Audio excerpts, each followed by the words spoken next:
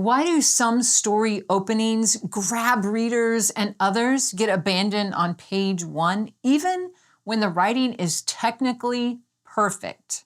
I've analyzed hundreds of first pages, and I've discovered something fascinating. The hooks that fail aren't necessarily badly written.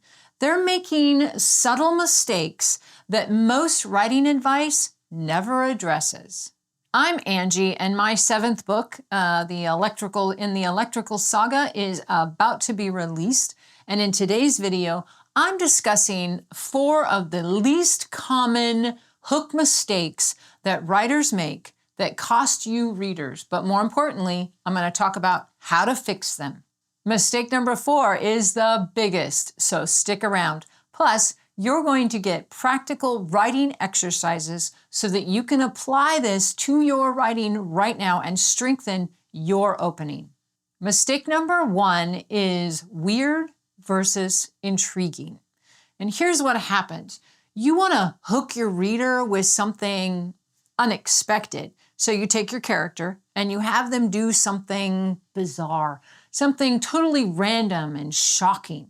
But here's the problem. Weird without context is just confusing. However, if you do intriguing gives just enough information for the reader to ask specific questions. Let me show you the difference. So here is a weird opening. Marcus ate the photograph, frame and all, while his mother watched from the chandelier. Now, yeah, that's unusual, but the reader has no context for who Marcus is, what the rules of the world are, why is it, it's just bizarre, like what's really happening there? Then the reader's questioning what is confusing. Now we have an intriguing opening. Marcus had eaten stranger things before. A cigarette butt, soap, once an entire paperback, but never a photograph of someone he'd loved. Now, do you see the difference between those two? Now we have some context for this individual. It sounds like he's grieving the loss of someone and he's dealing with a compulsive behavior.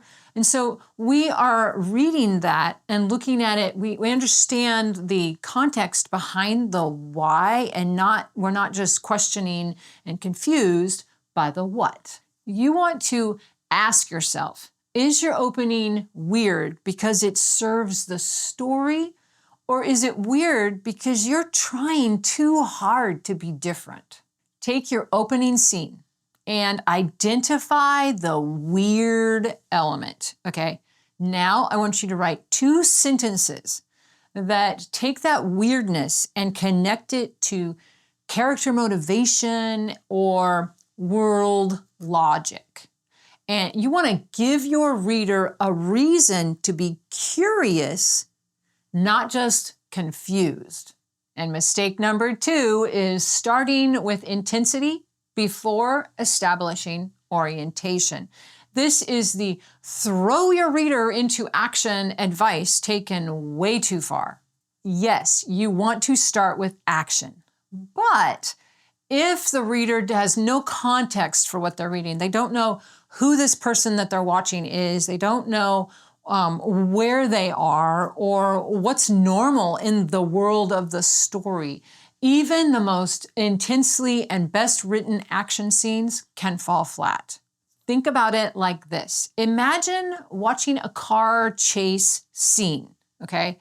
But you don't know if the driver of that car is the hero or the villain. You don't know if they're on Earth or maybe they're on Mars, or if the car chase is something that routinely happens, or if it's a life-threatening emergency.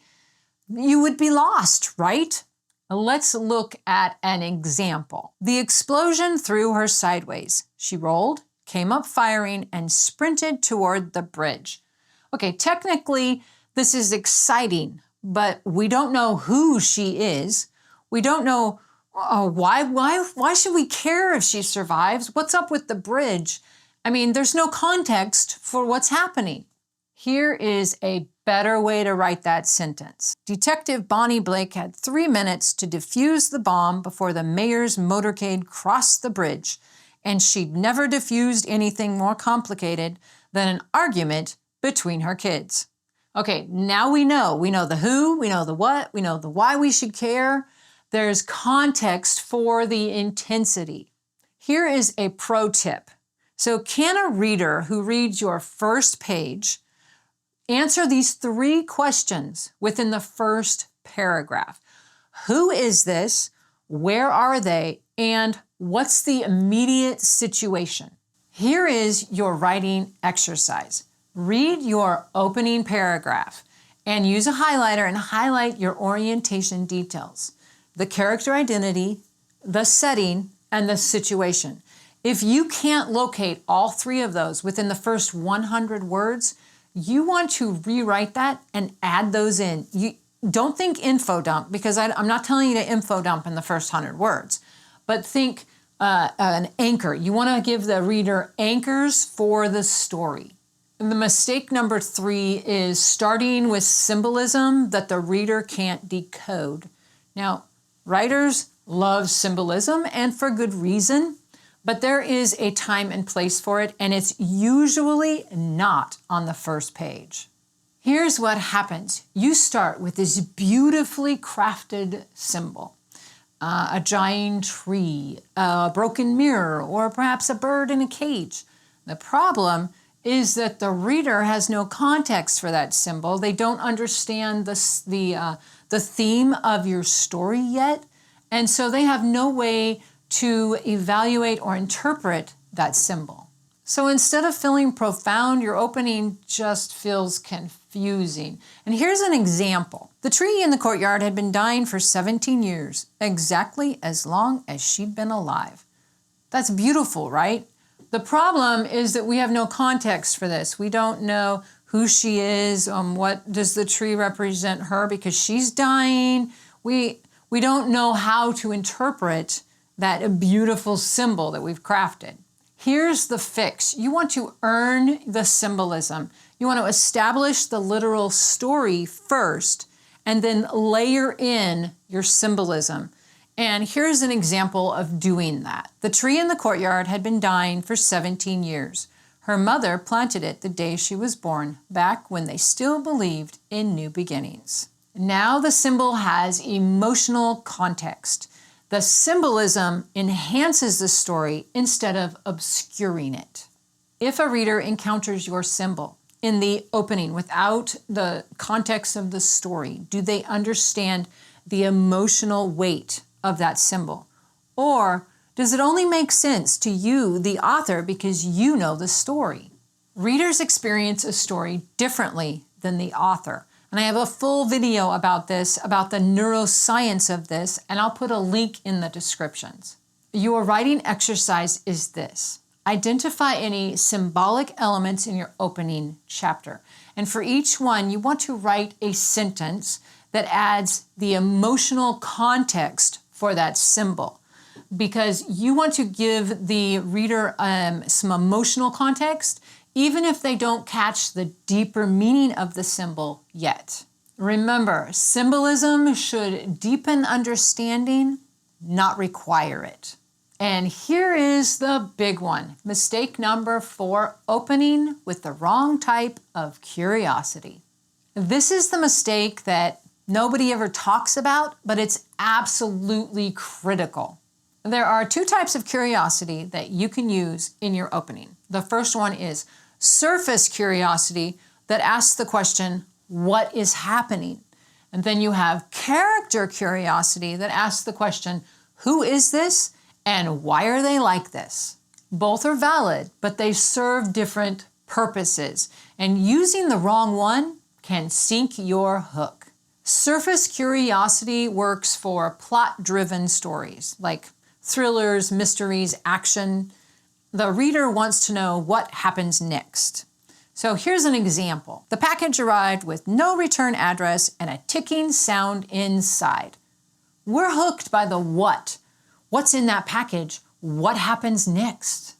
Character curiosity works for character-driven genres like literary fiction, coming of age, or romance. The reader wants to understand the character.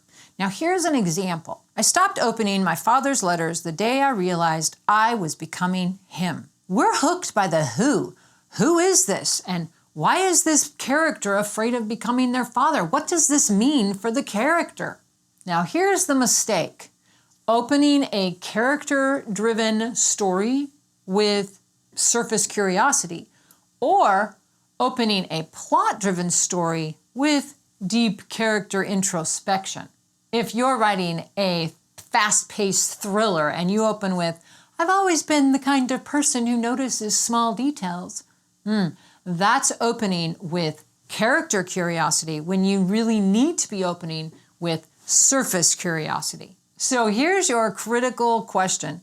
What kind of story are you actually writing? And are you using the type of curiosity that story needs? If there's a mismatch, rewrite your opening scene for the correct type of curiosity for your genre. And now that you know that these mistakes exist, you can spot them and you can fix them. Here's my challenge for you. Go back and read your opening page and keep these 4 mistakes in mind. Which one are you making in your opening page? Drop me a comment and let me know what you discover. If you found this video helpful, you should check out our video on unconventional inciting incidents. It pairs perfectly with today's video on hooks. Happy writing and thanks for watching.